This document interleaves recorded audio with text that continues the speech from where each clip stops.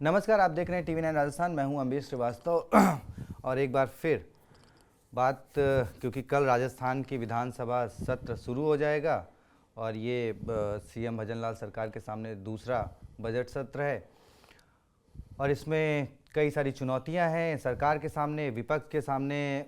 विपक्ष जो है वो तैयारी कर रहा है कि भाई सरकार को कैसे 1 साल पूरे हो गए हैं तो उनसे सवाल जवाब करना है। सरकार अपनी तैयारी कर रही है कि कैसे विपक्ष के आरोपों का जवाब देना है। लेकिन इसी बीच उनके एक मंत्री जी तो छुट्टी ले ली है, उन्होंने मांगी है, अब मिलती है कि नहीं भगवान जाने। लेकिन इधर विपक्ष कितना तैयार है और सरकार की तरफ से कितनी कुछ तैयारी है, समझेंगे अपने senior executive producer Pushkar Chauhan sir से। लेकिन उससे पहले सचिन पायलट कितने तैयार हैं विधानसभा सत्र को लेकर, उनका पिछले दिनों दिया गया बयान आपको सुनवा देते हैं और फिर चर्चा करते हैं कि क्या सरकार भजनलाल शर्मा के सामने और सरकार के सामने कैसे चुनौती इस बार विपक्ष बनेगा और भजनलाल का साथ कौन देगा उनके इस पराक्रम में, देखना बहुत दिलचस्प होगा। तो चर्चा करेंगे, लेकिन उससे पहले सुनिए सचिन पायलट का ये बयान। सरकार को स्पष्टीकरण करना चाहिए कि एक तरफ तो हम स्कूलों में बच्चों को जाने की बात करते हैं, इनको मर्ज किया है, क्यों किया है, उसका लाभ क्या मिलेगा, और स्कूल बंद कर रहे हैं, इंग्लिश मीडियम स्कूल्स पर आप दोबारा विचार कर रहे हैं। तो ये मुझे लगता है समय की मांग नहीं है। समय की मांग ये है कि बच्चों को अच्छी शिक्षा देने के लिए उन स्कूलों को बेहतर करें, जहाँ टीचर्स नहीं, वहाँ टीचर्स आप डिप्लॉय करें, आप भर्तियां खोलें, ताकि जो नौजवान अशिक्षित रह गए हैं उनको मुख्यधारा में आने का मौका मिले। तो सरकार का जो काम करने का तरीका है वो बड़ा गुपचुप तरीके से समिति बन जाती है और इंग्लिश मीडियम स्कूल्स को बंद करने पर विचार कर रहे हैं। शिक्षा मंत्री के बयान आते हैं तो वो समझ से परे हैं, न जाने वो क्या चाह रहे हैं। लेकिन अगर मर्ज भी करना है तो उसके क्या मापदंड हैं, क्या रूपरेखा है, भविष्य में क्या योजना है, उसके आधार पर करना चाहिए। लेकिन बच्चे राजस्थान में जो स्कूल आपने खोले हैं उनको आप विस्तार नहीं कर पा रहे हैं, तो कम ना करें। मुझे लगता है ऐसा तो सरकार को नहीं करना चाहिए था और इसका विधानसभा में हम लोग इसको मांग को रखेंगे, अब जवाब मांगेंगे सरकार से। देखिए, स्कूल का मुद्दा, जिलों को निरस्त करने का मुद्दा, किसानों से जुड़ी समस्याएं, पेपर लीक के मामले, एसआई भर्ती का मामला, बहुत सारे मुद्दे हैं जिसको लेकर विपक्ष अपनी पूरी तैयारी कर चुका है। और इस बार सचिन पायलट, वो मुझे उनका 2020 में दिया हुआ एक बयान याद आता है कि सरहद पर मुझे तैनात किया गया और मैं योद्धा की तरह वो करूँगा। सर, सचिन पायलट पूरी तैयारी इस बार लग रहा है कि पूरे जोर खरोश के साथ वो जो है मोर्चा संभालेंगे। सरकार की तरफ से क्या लग रहा है आपको? किरोड़ी बाबा तो बीमार हो गए। मुझे अच्छा लगा कि कम से कम उन्होंने छुट्टी ले ली। तो अब जो तैयारी रहेगी कम से कम वो रहेगी ना, यही देना है कि अब आप पर्सनली तो नहीं कह सकते ना किसी के लिए वो बीमार नहीं हो सकते। नहीं तो सिर्फ विधानसभा के टाइम पे बीमार, ये भी तो सब सवाल उठाते रहिए। सरकार को इस सवाल में नहीं देना ना जवाब। नहीं तो विधानसभा तो विपक्ष खड़ा होकर पूछेगा कि भाई पिछली बार भी नहीं आए, इस बार भी नहीं आए। क्या तरीका है? अगर वो अपने विधानसभा अध्यक्ष को लिख रहे हैं कि मैं सत्र में नहीं आ पाऊंगा, मेरी तबीयत खराब रहेगी, इसका सियासी मायने 1500 हो सकते हैं। इसका जो आप उसको कह रहे हैं कि अरे वो बीमार, इस पे क्या हो सकता है कानूनन? नहीं, लड़ाई सियासी जीती जाती है, तभी टीकाराम जूली ने कहा है। मेडिकल की छुट्टी तो स्कूल से लेकर और ऑफिसर से लेकर और विधानसभा से लेकर हर जगह बड़ी समस्या रही है। टीकाराम जूली ने पहले ही बता दिया किरोड़ीलाल को लेके। भाजपा के लिए मुझे तो लगता है ये रिलीफ की बात है, क्योंकि जितने मुद्दे, paper leak, ERCP, rising Rajasthan, जिन मुद्दों पर सरकार को घेरने की विपक्ष तैयार बैठी, उसमें आधे ज्यादा बाबा किरोड़ीलाल मीणा उठा रहे थे। राइजिंग राजस्थान से चंद दिनों पहले ही उन्होंने वो 5000 करोड़ वाले मामले को उठाया था अस्पताल का। अरे भाई, उनको वो उन्होंने कहा कि SI वालों क्यों उठाया, पूरा मुद्दा ही यही बना जी। तो और बाकी जो रहा है वो मदन दिलावर, प्रेमचंद बैरवा, उनके कारनामे हैं। जोगाराम पटेल जी ने भी बता दिया कि भाई 35 लाख में से 25 लाख जो है 26 लाख के चीज़ें प्लेटफॉर्म पे आ गई हैं। अभी 1 महीना भी पूरा नहीं हुआ राइजिंग राजस्थान को लेकर। और मुझे लगता है बीजेपी जिस तरीके से अब किरोड़ीलाल मीणा को मुद्दा बना रही है, भाजपा के लिए ये समस्या है कि वो इसका जवाब क्या दे। और अब क्या नहीं, आपने जोगाराम पटेल को सुना ही है, ऑफ द रिकॉर्ड वो बोले भाई कल, सॉरी ऑफ द रिकॉर्ड करें, वो ऑन रिकॉर्ड बोले हैं कि अब उन्होंने छुट्टी मांगी तो छुट्टी पूरे सदन से छुट्टी मांग ली है। पिछले सत्र में भी नहीं आए, इस सत्र में भी नहीं आए। अब सर देखिए, कांग्रेस का पक्ष, आज इसी बारे में मैं समझना चाहूँगा कि इस बार विधानसभा जब शुरू होगी कल से, उसके बाद कांग्रेस का पक्ष मजबूत है, क्योंकि उनके, ठीक है अशोक गहलोत जी बीमार हैं, बेड रेस्ट पे हैं, हो सकता है वो भी आ जाएं तब तक ठीक होके, लेकिन सचिन पायलट पूरी तरीके से एग्रेशन में दिख रहे हैं, दिखेंगे सरकार को घेरने के लिए। पक्का दिखेंगे, आपको उम्मीद है? अब बिल्कुल सर, अभी 18 तक नहीं कोई दिखाई देगा, 3 तारीख तक कोई नहीं दिखाई देगा। 3 को चुनाव प्रचार खत्म होने के बाद जब 6 तारीख को सदन कब बैठेगा, 3 को प्रचार खत्म होगा, हाँ तब तक सदन 3 को चल रहा होगा, तो हो सकता है 3 को दिख जाए। बीच में सर सैटरडे 31 तारीख 1-2 तो सैटरडे संडे इधर भी पड़ रहा है, हाँ। वो प्रॉपर तरीके से तो 3-4 से ही शुरू हो। वो आज भी वो दिल्ली में रैली कर रहे हैं, अगर वो देवेंद्र यादव चुनाव जितवा के वो विधानसभा पहुंचवा रहे हैं, आप उनको विधानसभा में पहुंचाए दे रहे हैं कि वो राजस्थान की विधानसभा में आए। नहीं सर, उन्होंने 5 सांसदों को देश की सबसे बड़ी संसद में भिजवाया है सर, ये टैग भी उनके साथ है। बहुत अच्छी बात है, मैं उसको नहीं, लेकिन ये जो स्क्रीन पर दो बड़े नेताओं की तस्वीरें चल रही, मुझे अभी भी संशय है कि ये दोनों पहले दिन बजट सत्र में आएंगे। इसीलिए मैंने सर कि सचिन पायलट भले ही विधानसभा से बाहर तो कम से कम सड़क पे वो तो कह ही रहे हैं, घेरने की बात कर ही रहे हैं, वो जाएंगे या नहीं जाएंगे वो बात अलग है, लेकिन कांग्रेस के नेताओं को मजबूती मिलेगी कि उनका नेता उनके साथ खड़ा है। कम से कम रणनीति तो बना ही रहे हैं। हाँ, कम से कम कांग्रेस के विधायकों को मजबूती मिलेगी कि हमारा एक नेता लगातार बात कर रहा है, उनकी बात को उठाएगा।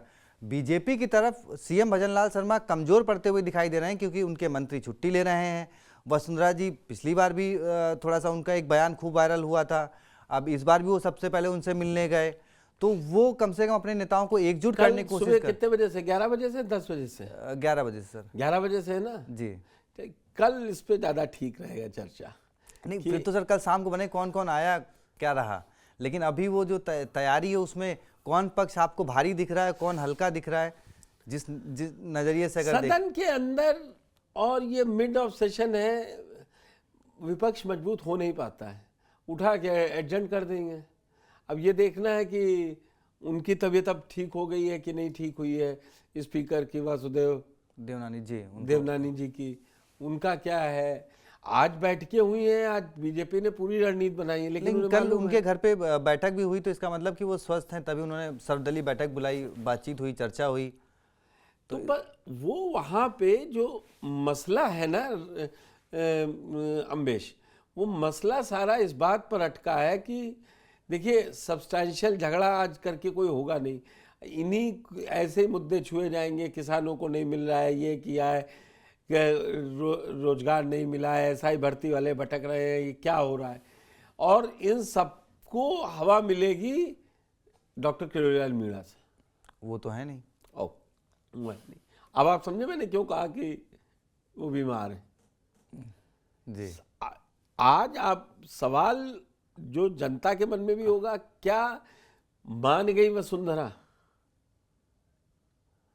जी, या वसुंधरा का अब जिस हिसाब से वो लगातार ट्वीट रिपोस्ट 17 दिसंबर के बाद से जिस तरीके से एक्टिव हुई है, इसीलिए मैंने ये लिखा है कि राज्य लगाएंगी नैया पार। नैया खैर अभी कहीं नहीं डूब रही है, भजनलाल जी भी मजबूत आदमी हैं, लेकिन वक्त ये कह रहा है कि कांग्रेस कहीं अगर एकजुट होकर गई तो हमलावर ज़्यादा दिखाई देगी, क्योंकि किरोड़ीलाल मीणा, मदन दिलावर, अब देखना ये है कि कल तो सदन में नहीं होंगे हनुमान बेनीवाल, लेकिन बाहर तो वो चिल्ला ही रहे होंगे। अब तो उनका पक्ष रखने के लिए कोई भी नहीं है विधानसभा में इस बार। हाँ, इसीलिए कह रहा हूँ।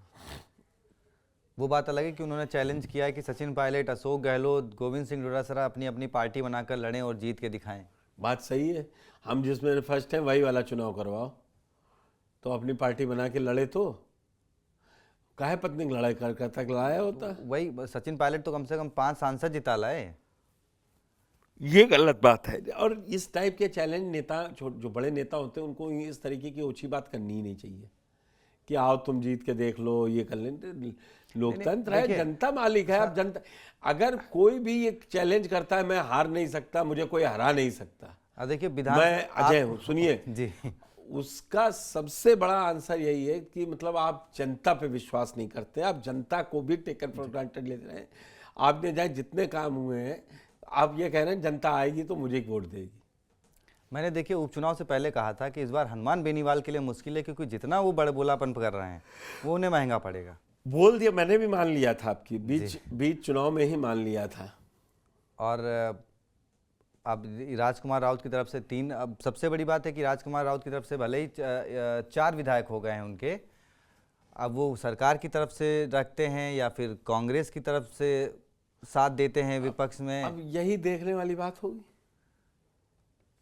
तो कल के लिए कल जो है वो मुझे लगता है कि हाउस ऑर्डर में कर ले जाएगा रूलिंग बेंच। जी, नंबर भले बहुत ज़्यादा हैं, लेकिन वहाँ के नेताओं में भी अंदर खेल है। सचिन बोल रहे हैं तो हम क्यों जाएं, हम बोल रहे हैं तो सचिन का गुट क्यों जाए, ये वाली बात कांग्रेस में भी है। उसमें तो देखिए ना, टीकाराम जूली जी ने जब एक ट्वीट कर दिया था सड़कों के मामले पर, फिर उन्हें बाद में उसके मामले पर सफाई देनी पड़ी। उन्होंने फिर बदल दिया, बोले नहीं अधिकारी, और उसकी बात पहले वो सरकार और भ्रष्टाचार की बात कर रहे थे। तो नेता के पास सारी आज़ादी होती है जी, सिक्के के 2 नहीं 3 पहलू बन जाते हैं। एक जो मेरा मन करे, हाँ एक सच, एक झूठ, और एक जो मेरा मन का है। जी। तो अब देखिए सचिन पायलट और वसुंधरा राजे सिंधिया 2 अहम चेहरे कल की विधानसभा के लिए रहेंगे कि भाई अब कल वो आते हैं या नहीं आते हैं कल के आगे, लेकिन पूरी विधानसभा जब चलेगा तो उसमें ये 2 चेहरे काफ़ी अहम रहेंगे। किरोड़ी बाबा ने तो छुट्टी ले ली है, लेकिन किरोड़ी बाबा के जो मुद्दे हैं जो वो लगातार अपनी सरकार बनने के बाद से उठा रहे हैं, वो कितनी मुश्किल बढ़ा देंगे भजनलाल शर्मा की। सर एक छोटा सा सवाल। बिल्कुल। सचिन पायलट ने, मैं 2018 की बात आना चाहूँगा, 2018 से सचिन पायलट अदावत करते रहे अब उप मुख्यमंत्री बनने के बाद भी, लेकिन वो अलग हुए 2020 में, उनकी अदावत देखने को मिली। किरोड़ी बाबा लगातार विधानसभा से बाहर हैं, सरकार से अदावत रखे हुए हैं। क्या वही वाला सिनेरियो नहीं बन रहा है? सचिन पायलट तो फिर भी जब आए थे तो उन्होंने बड़े खड़े होकर विधानसभा में बोला कि जब विधानसभा में नंबर आए तो उन्होंने खड़े होकर बोले मैं सबसे कांग्रेस का मजबूत योद्धा हूं। किरोड़ीलाल मीणा के लिए बार-बार पूछे, जब जो आदमी नहीं उसके बारे में मैं क्या बोलूं? तो भाई जब योद्धा कमजोर हो रहा है आपका, तो फिर सेनापति भी तो कमजोर होगा ना। तो सरकार के लिए मुश्किल वैसी सिचुएशन नहीं बन रही 2000 अशोक गहलोत जैसी, उन्होंने तो संभाल लिया था अपना। बात आपकी फिर मैं वही कह रहा हूं कि बात जो फंसेगा ना, कल आप देखिएगा किरोड़ीलाल मीणा पे हर कांग्रेस का नेता बोल रहा होगा। चलिए, तो कल सुबह 11 बजे TV9 राजस्थान सबसे पहले आपको दिखाएगा विधानसभा सत्र सबसे पहले। तो चैनल को जो लोगों ने सब्सक्राइब नहीं किया कर लीजिए और TV9 राजस्थान को देखते रहिए, और कल से जो भी विधानसभा में होगा सबसे पहले आप उसके TV9 राजस्थान के जरिए सबसे पहले आप तक पहुंचाने का प्रयास करेंगे। बहुत बहुत शुक्रिया, धन्यवाद।